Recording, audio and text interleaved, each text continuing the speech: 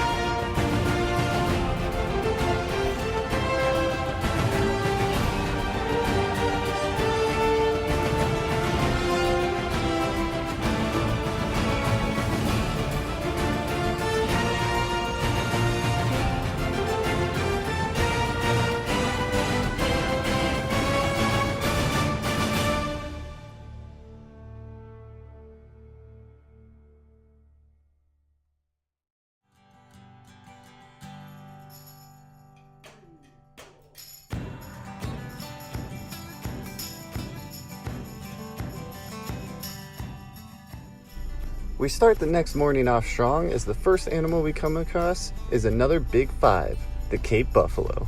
The Cape Buffalo made its way into the Big Five ranking because of their size, moody behavior, and their ability to charge with no warning. The African buffalo has been said to be one of the most dangerous animals to hunt on foot.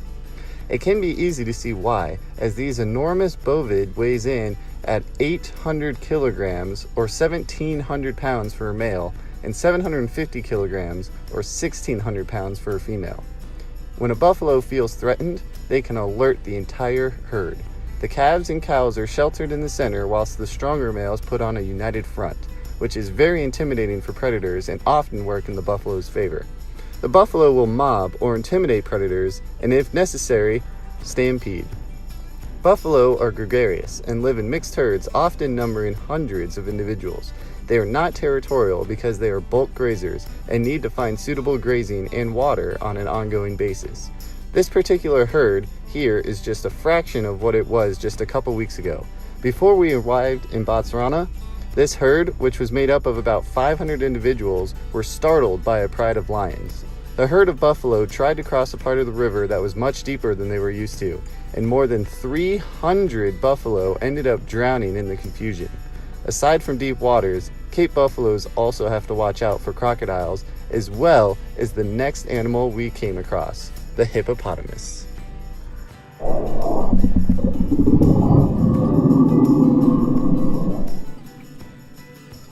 What you just saw was a territorial display.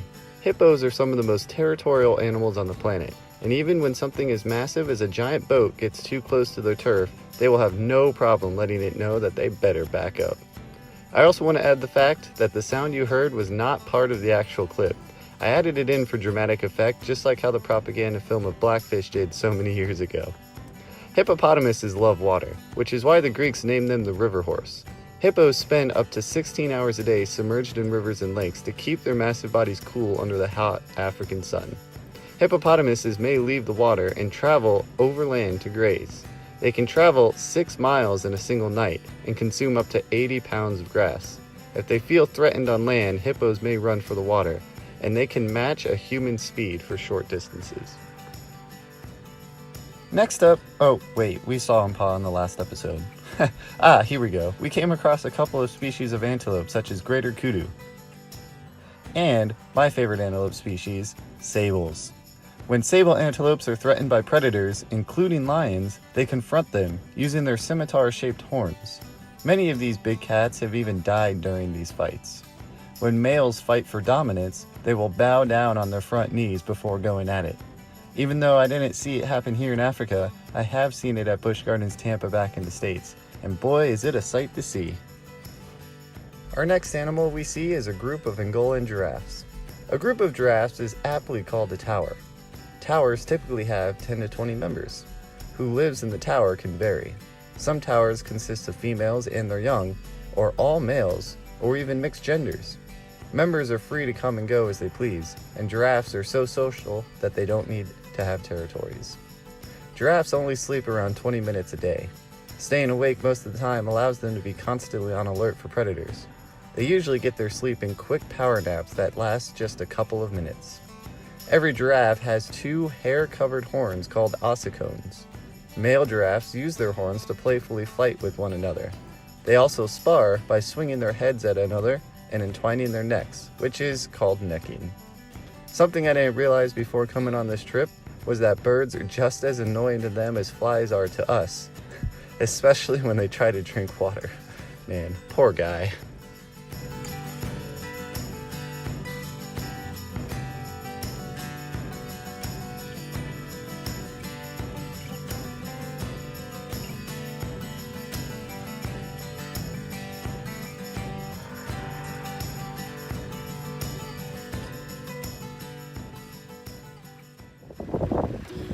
So here we are in Botswana, and we came across some people that got dug into the sand. The sand on this road is just so heavy, so thick that the wheels just kept turning, and they dug themselves deep.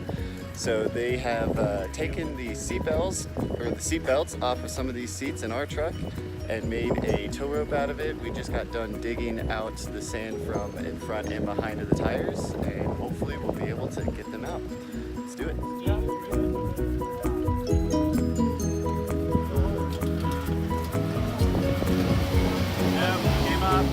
Came up. Oh. I think the seatbelt broke. I'll do that for you.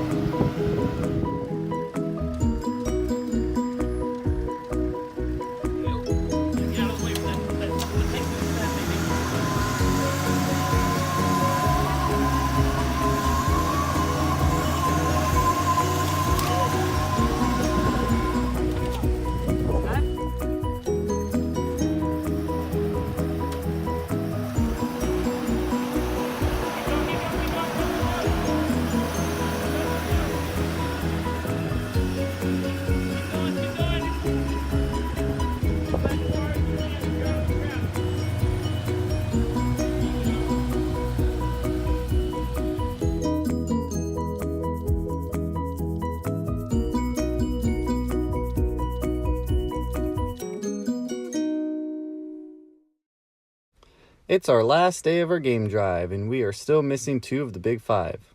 Luckily for us, our safari guide has been nothing short of exceptional, and is able to track us down exactly what we've been waiting for.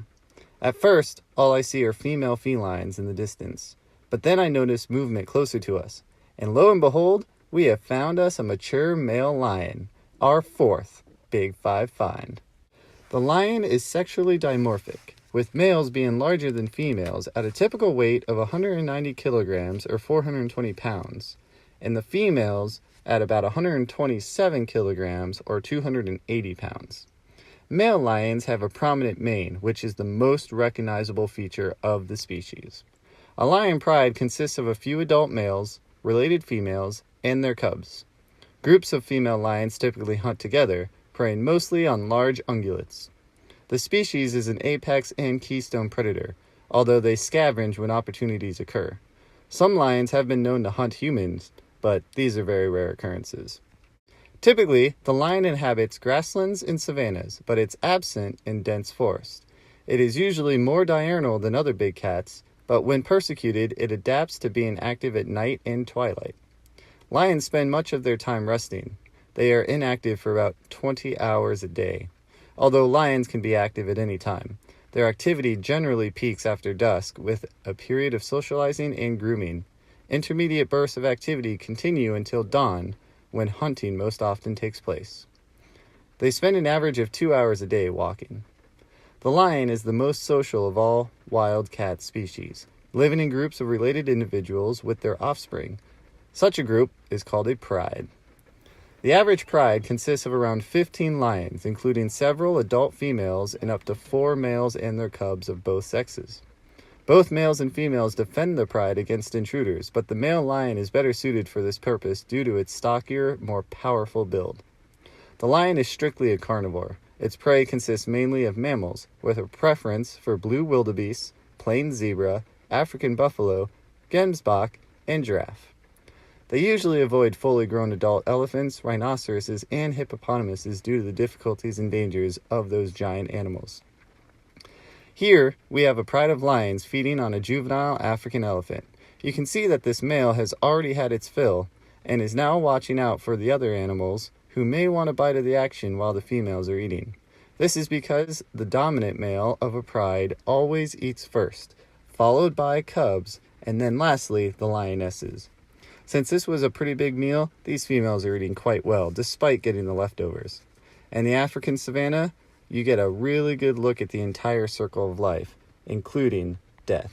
And the sun always sets, the moon always falls. It feels like the end, just pay no mind at all. They keep rolling, rolling, life must go on.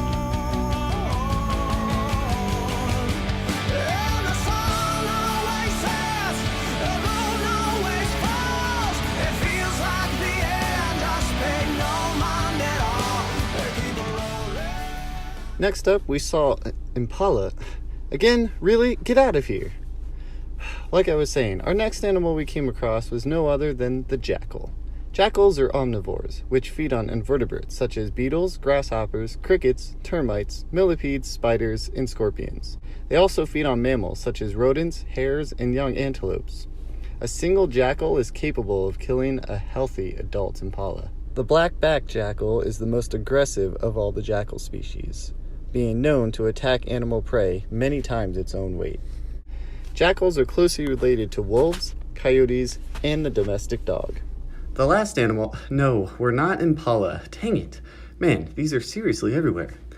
Okay, like I was saying, the last animal we came across on our game drive were vervet monkeys. Vervet society is built on complex but stable social groups called troops of 10 to 50 individuals, mainly adult females and their offspring. They spend several hours each day removing parasites, dirt, and other materials from one another's fur. In the hierarchy, dominant individuals receive the most grooming. Newborns have black hair and a pink face, and it takes 3 or 4 months before they acquire adult coloration. Infants spend the first week of life clinging to their mother's stomach. After about the 3rd week, they begin to move about by themselves and attempt to play with other young monkeys.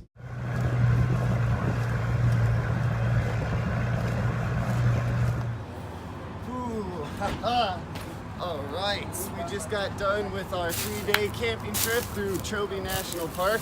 It was fantastic. I can't even use words to describe the incredible experience we just had. All the animals that we just saw, we couldn't have come at a better time. Right on the cusp of the wet season starting, so there wasn't too much foliage, so we could see all of the animals clear as day going down and through all the woods. We could also head on over to the river, and we could see most of the animals gathering down there just so that they could get their fill for water for the day. Made it super easy to see a lot of really cool animals, all the pachyderms, all the cats, all the different species of antelope, all the birds. It was just fan-stinking-tastic. All right, let's continue on this trip. So here we are, we just checked into the Nakanda Hotel, and I just wanted to show you the immense change of scenery, what it is here. So look behind me, see that's, you know, most of what we're seeing here now that we're back in town. But then if you turn around here, these are what we are staying in the rooms. They actually have this small patch of grass in between, so it makes it look really nice. And I'll go ahead and show you what our rooms look like. Come on in. Ah, yes. So you can see here, it's really, really nice. It is completely circular, which is pretty cool, I think. The roof is made out of well, honestly, I don't know what the exact crop that it's called, but yeah, very traditional ceiling and roof. Here's the bathroom right in here. Very nice looking shower, toilet, all that. A huge change for what we've been sleeping in the last 3 nights, so it'll be really cool. One thing I do want to point out though is even though this is really, really nice, they do sometimes still have insects that get in, so they supplied us with an insect net so that we can put around the bed so that we are undisturbed throughout the night.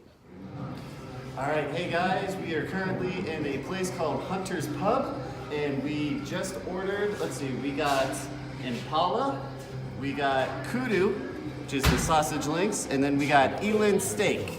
And we're gonna go ahead and try it and see how this goes out. So let's start with the impala.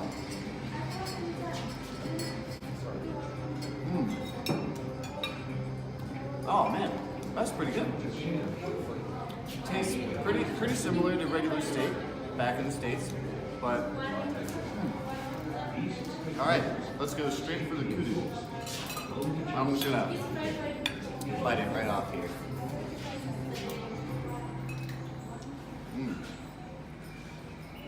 Yep.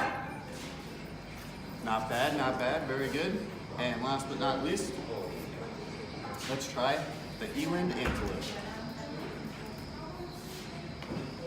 Okay.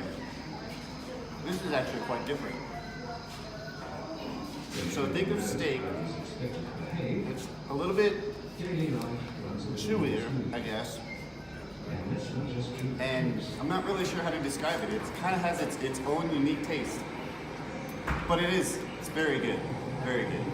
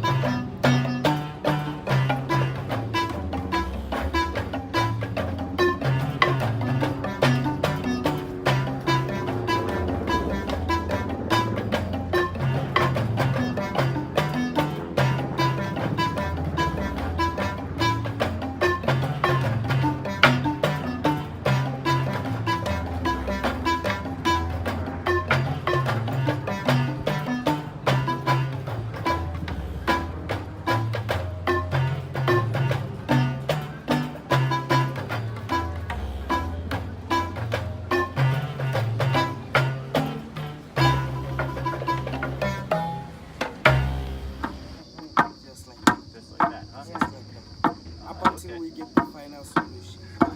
Yeah. How long does it usually take when you're doing this? How long would you do it for? It depends on the pressure you put on what you are hitting down there. So it depends on how big your muscles are. I mean, I can hit it pretty hard. I'd be afraid that I'd break it though. Yeah. But it depends on the pressure you apply on what you are crushing down there. If you are using much pressure, you get it sooner than you think. Okay. All right, that's really cool. I like it. Do you ever have more than 2 people doing it? Like 3? Just two in a circle? I only know about 2. Only know about 2? Okay. Well, thank you very much. That was really cool. Obsession with everything that keeps you trapped inside my dreams. So let's take off our clothes, run through the streets, scream at the moon and scuff up our feet. Won't hear a word they probably say we're terrible. Let's be animals.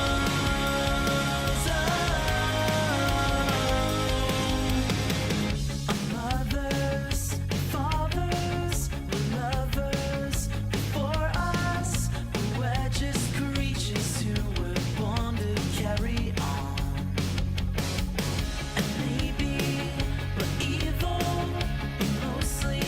just people afraid of living, 'cause we might just think it's fun.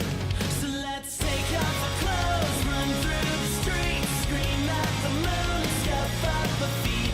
Won't hear a word they probably say we're terrible. So let's kiss in the dark, sleep in the trees, go where we like and do what we please. Won't hear a word they probably say we're terrible. Let's be animals. Oh, let's be animals. Oh. All right, so here we are in the airport, ready to head back to the States. Just want to give a huge shout out to Gabe Harris with Zoo Expeditions. He was a fantastic tour guide. He knew everything about South Africa, Botswana, and Zimbabwe. He took care of all of the amenities, took care of all the flights, all the activities. He is the guy. If you Can't tell guys- to the sunburn, but I'm blushing. If you guys ever want to try to come out to South Africa or Zimbabwe, any of the southern countries, this would be your man. Always think of Zoo Expeditions. All right, we're gonna go ahead and get back to our game of Go Fish as we wait for our flights. Getting Thank high. you guys for watching. See ya. Do what we please.